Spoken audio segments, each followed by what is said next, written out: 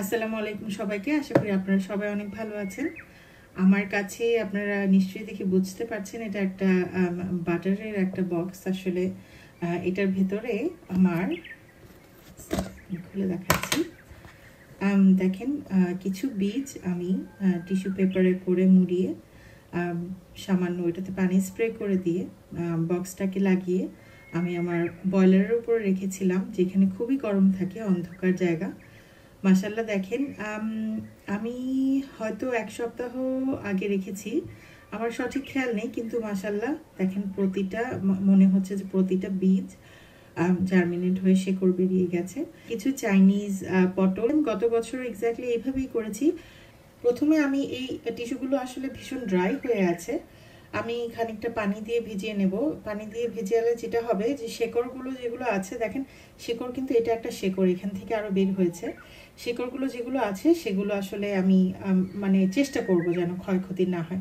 তো আমি এটাকে চেষ্টা করব এখন পানি দিয়ে ভিজিয়ে এটাকে খুলে তারপর আমি ছোট ছোট পটে এগুলোকে ট্রান্সপ্লান্ট করে দেবো। ভিজিয়ে ফেলেছি আমি, চেষ্টা করব আমি আস্তে আস্তে খুলতে, কিন্তু যেহেতু আসলে টিস্যু ভেদ করে শেকড়গুলো বেরিয়ে গেছে, যেটা আমি বলছিলাম যদি আপনি টিস্যুটা ভালো করে ভিজিয়ে নেন, একদম সফট করে একদম সগি করে নেন, তাহলে মাশাআল্লাহ দেখেন খুব সুন্দর করে আস্তে আস্তে বেরোয় যায়। চেষ্টা করব যেন শেকড়গুলো ড্যামেজ না হয়, কোনো শেকড়ই নষ্ট না হয়, কিন্তু এমনভাবে ছড়িয়েছে। আর আল্লাহ না চাইলে আসলে কোনো কিছুই সম্ভব না। আল্লাহ চাইলে এই শেকড় কিছু ড্যামেজ হলেও ইনশাল্লাহ তারা হয়ে যাবে, আর আল্লাহ যদি না চান তাহলে আর কিছুই করার নেই।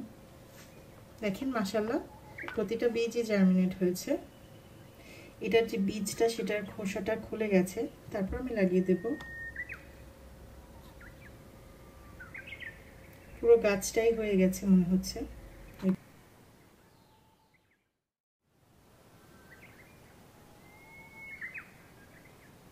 দেখেন আমি টিস্যু থেকে সবগুলোকে আলাদা করে নিয়েছি। তো আমি দেখাচ্ছি, আমি একটা বড় পটে আমি 3টা করে চারা লাগিয়ে দেব। দেখেন এখানে আমি একটা এরকম পটে বড় পটে মাটি নিয়েছি। এখন আমি যেটা করব, এটা হচ্ছে মাল্টিপারপাস কম্পোস্ট। আমি কোনো সিড কম্পোস্ট বা স্পেশাল কোনো কম্পোস্ট বা স্পেশাল কোনো খাবার কিছুই এটাতে অ্যাড করিনি। দোকানে যে কিনতে পাওয়া যায় মাল্টিপারপাস কম্পোস্ট সেটাই নিয়েছি। আর আমি এরকম কুচিয়ে কুচিয়ে এরকম করে ভেতরে ঢুকিয়ে দিচ্ছি। এটা আসলে একটা কাঠের নাইফ, এটা দিয়ে আমি খুঁচিয়ে খুঁচিয়ে দিচ্ছি যেন মাটিটা নিচের দিকে ফার্ম হয়ে বসে। আর আমি হাত দিয়ে এখন ফার্ম করব না, কারণ আমি বীজ লাগাচ্ছি না, আমার এরকম ফাঁকা করে করে শেকড় বসাতে হবে, সেজন্য আমি হাত দিয়ে ওইভাবে ফার্ম করব না। একটা চারা আমি এইভাবে নিয়ে চেষ্টা করব জাস্ট বসিয়ে দিতে, আর আরেকটু নিচে আরেকটু করে এটা এমনভাবে সাইডে দিচ্ছি যে এই সাইডেও মাটি আছে আর এখানেও আছে, কিন্তু গোড়াটা যেন নিচে যেয়ে বসে সুন্দর মতো আর ড্যামেজ না হয়। তারপর এখানে দিয়ে এরকম করে মাটি দিয়ে এভাবে বসিয়ে দেব। এটাকে আমি আপাতত এইভাবেই রাখবো, যেহেতু আমি এখানে আরো 2-3টা দেব।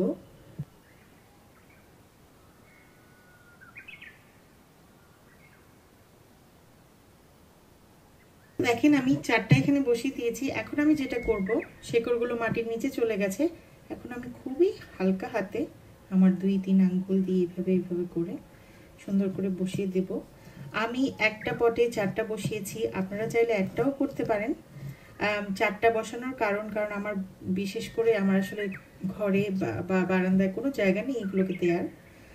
সেক্ষেত্রে আমার অনেকগুলো বীজ যেহেতু জার্মিনেট হয়ে গেছে, আমি কি করব, যখন আমি এই গাছগুলো বড় হয়ে যাবে আর যখন আমি দেব, পুরোটা পট আমি বের করে আমি আর সেপারেট করব না, একটা হোল করে একটা হোলের ভিতরেই সবগুলো চারা আমি দিয়ে দেব।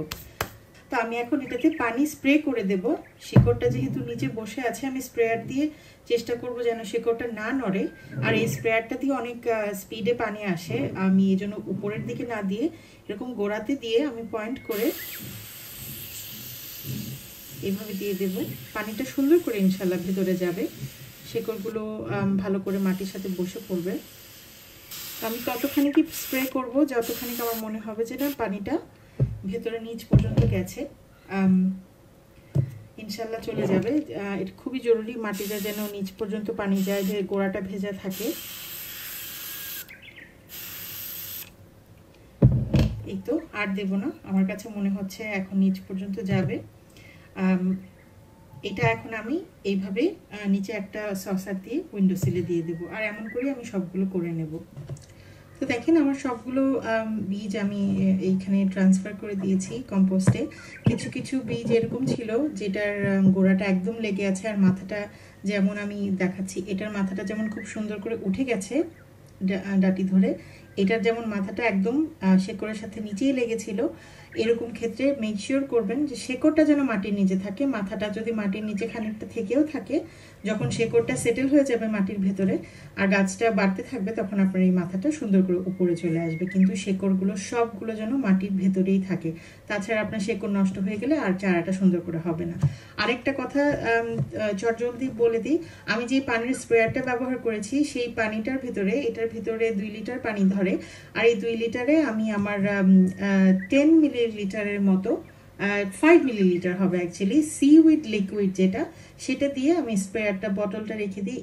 এই সিউইড দিয়ে আমি আসলে আমার ছোট ছোট সিডলিংও স্প্রে করি যখন দরকার হয়। এটা সিউইডটা খুবই ভালো একটা জৈব খাবার গাছের জন্য। আর যখন আমরা কোনো চারা করি বা কোনো গাছ এক পট থেকে আরেক পটে দিই, সিউইডের পানি দিলে যে একটা ট্রান্সপ্লান্ট একটা শক হয়, সেটা খুবই সুন্দর করে কাটিয়ে তোলে এই সিউইড। তো আমি সিউইডটা আসলে সবসময় খুবই রেকমেন্ড করি। এটা গ্র্যানুয়াল ছোট ছোট দানা হিসেবেও পাওয়া যায়, আবার এরকম লিকুইড ফর্মেও পাওয়া যায়। লিকুইড ফর্মেই আমি বেশি ব্যবহার করি। তো এই ছিল আমার চাইনিজ পটল বীজ জার্মিনেশন আর কিভাবে চারা করছি এই পর্যন্ত। আমি আপনাদের সাথে আবার এটা কতটুকু বড় হলো সেটার একটা আপডেট সহ শেয়ার করব। তো আজকে এই পর্যন্তই। আল্লাহ আপনাদের সবাইকে অনেক ভালো রাখুক এই দোয়াই করি। আপনারা সবাই প্লিজ আমার জন্য, আমার ফ্যামিলির জন্য আর আমার এই ছোট প্ল্যান্ট ফ্যামিলির জন্য অনেক দোয়া করবেন। আসসালামু আলাইকুম।